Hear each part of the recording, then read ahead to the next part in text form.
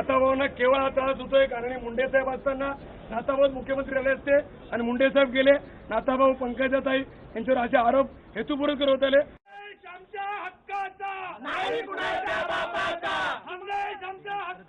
ही घोषणाबाजी भाजपमधील अंतर्गत लाथाड्यांचं प्रतीक आहे. राज करेगा कांग्रेस, राज करेगा कांग्रेस, राज करेगा कांग्रेस.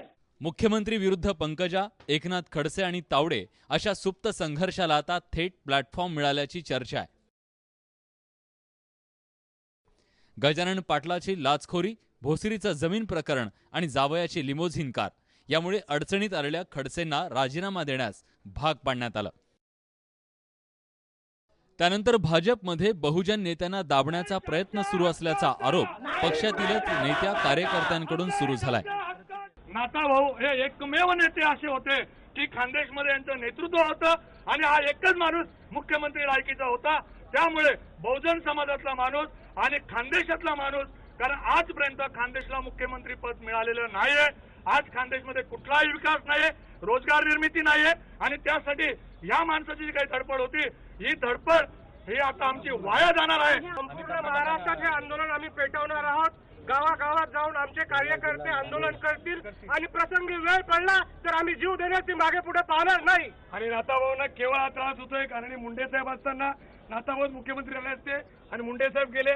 नाथाभाऊ पंकजाताई यांच्यावर असे आरोप हेतुपूर्वक करत आले. आज मुंडे साहेब असते तर नाथाभाऊ मुख्यमंत्री झाले असते. एकनाथ खडसेंची गच्छंती झाल्यानंतर सरकारमध्ये नंबर 2 कोण याची जोरदार चर्चा सुरू झाली आहे. त्यातही संघाच्या मुशीत घडलेले आणि अमित शहांचे विश्वासू चंद्रकांत पाटील, गडकरी गटाचा हुकमी यक्का असलेले सुधीरभाऊ मुनगंटीवार आणि त्यानंतर भाजपचा बहुजन चेहरा असलेल्या पंकजा मुंडे आणि शेवटी पक्षातला मराठा चेहरा म्हणजे विनोद तावडे यांच्यात जोरदार चुरस असणार आहे.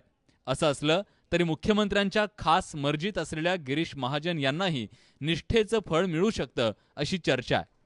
एकनाथ खडसे यांच्या राजीनाम्याचं क्रेडिट विरोधकांना शून्य आहे.